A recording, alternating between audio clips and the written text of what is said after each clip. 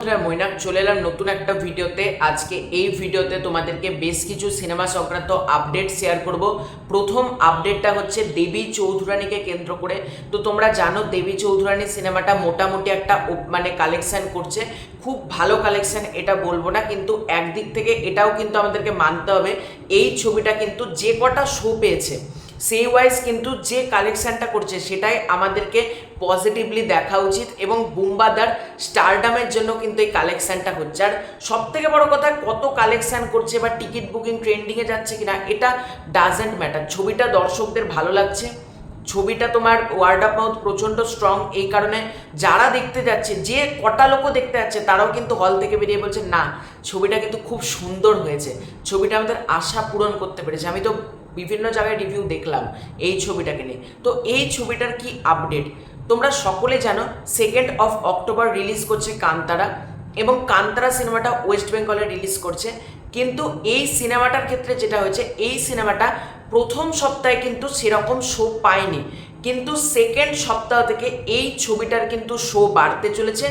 তোমরা ঠিক শুনেছো, দেবী চৌধুরানীর কিন্তু শো ইনক্রিজ করবে মেকার্সরা মানে প্ল্যানিং করছে।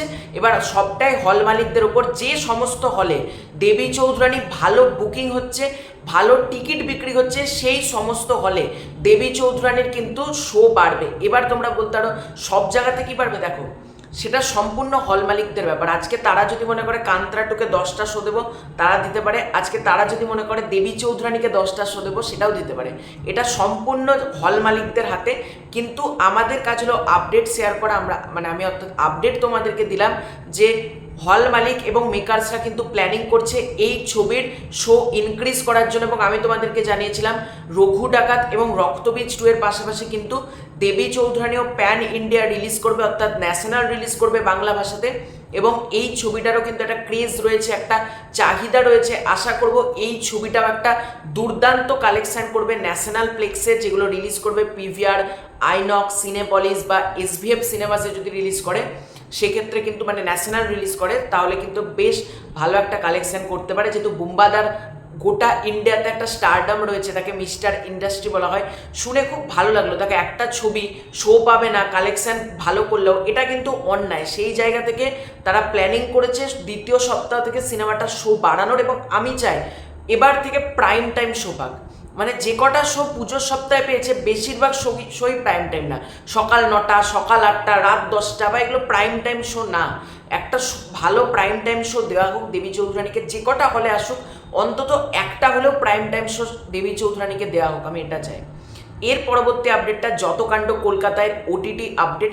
এবার অনেকে এই ছবিটা দেখতে যাচ্ছে না, অনেকে আমাকে মেসেজ করছে যে ভাই যতকাণ্ড কলকাতায় ওটিটি আপডেট দাও, তুমি তো রঘু ডাকাত, রক্তবীজ 2, দেবী চৌধুরানী এই 3টে সিনেমার ওটিটি নিয়ে কথা বলেছো, তাহলে যতকাণ্ড কলকাতাতে এই সিনেমাটার ওটিটি আপডেট দিচ্ছ না কেন?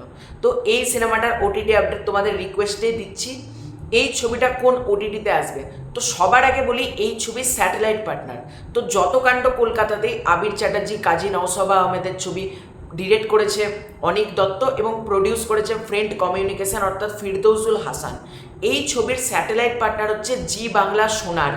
এই ছবিটা কিন্তু স্যাটেলাইট প্রিমিয়ার করবে জি বাংলা সোনারে, এটা একেবারে কনফার্ম। এবার তোমরা বলতে পারো কোন ওটিটিতে আসবে। ওটিটি প্ল্যাটফর্ম এখনো পর্যন্ত এই ছবিটার ফিক্সড না। দুটো ওটিটি প্ল্যাটফর্মের মধ্যে যে কোনো একটা ওটিটি প্ল্যাটফর্মে আসবে তোমরা ধরে রাখো। একটা হচ্ছে হইচই আর একটা হচ্ছে জি5। এই দুটো ওটিটি প্ল্যাটফর্মের মধ্যে যে কোনো একটা ওটিটি প্ল্যাটফর্মে এই ছবিটা কিন্তু আসবে। তবে স্যাটেলাইট পার্টনার কিন্তু জি বাংলা সোনারই থাকছে।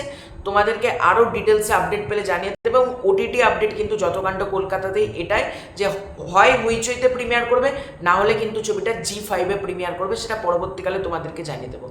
এর পরবর্তী আপডেটটা রঘু ডাকাতকে কেন্দ্র করে। রঘু ডাকাত শুধুমাত্র ওয়েস্ট বেঙ্গলে যে একটা দুর্দান্ত বক্স অফিস দিচ্ছে এরকম তো না। দেখো দুর্গাপুজোর প্রতিটা ছবি এখন আস্তে আস্তে গ্রোথ নিয়েছে, কিন্তু রঘু ডাকাত যেটা করে দেখালো সেটা দারুণ বলা যেতে পারে। রঘু ডাকাত মুম্বাইতে হাউসফুল দিয়েছে। এটা হচ্ছে আইনক্স রাঘুলীলা মল ভাসি। তোমাদেরকে আমি সাইডে একটা ফটো অ্যাটাচ করে দিচ্ছি। রঘু ডাকাত মুম্বাইতে হাউসফুল দিয়েছে। জাস্ট তোমরা ভাবতে পারছো একটা ছবির ডিমান্ড বা ক্রেজ কতটা থাকলে হয়। এবং এটা সম্পূর্ণ মেগাস্টার দেবের স্টারডাম, কারণ এই ছবিটা আমার মোটামুটি বেশ ভালো লেগেছে, ডিসেন্ট একটা ছবি লেগেছে আমার, কিন্তু ছবিটা খুব খারাপ লাগেনি। কিন্তু অনেক ইউটিউবার বা অনেক ক্রিটিক্স কিন্তু এই ছবিটাকে নেগেটিভ রিভিউ দিয়েছে, কিন্তু দর্শকদের নেগেটিভ পজিটিভ ডাজেন্ট ম্যাটার। দর্শকরা দেখতে যাচ্ছে, এই ছবিটাকে নিয়ে তারা সেলিব্রেট করছে, এবং তার প্রমাণই হচ্ছে রঘু ডাকাত মুম্বাইয়ের মতন জায়গাতে একটা কালেকশন দেওয়া। কারণ মুম্বাইতে কিন্তু সচরাচর সব বাংলা সিনেমা রিলিজ করে না। হ্যাঁ, এসভিএফ এর করে, উইন্ডোজের করে, এছাড়াও তোমার দু একটা বুম্বাদার কোনো ছবি করলো, কিন্তু সারা বছরই যে সেখানে বাংলা সিনেমা চলছে এরকম কিন্তু না।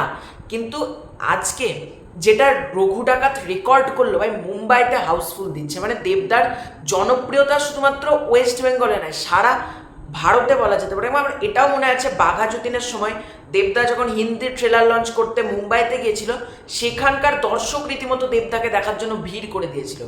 সেখানকার দর্শকও মানে দেবদা যখন বড় বড় মিডিয়ার সামনে মানে করছে, তারাও দেবদাকে নিয়ে খবর করেছে বড় বড় মুম্বাইয়ের পত্রিকা, আমার এটাও মনে আছে।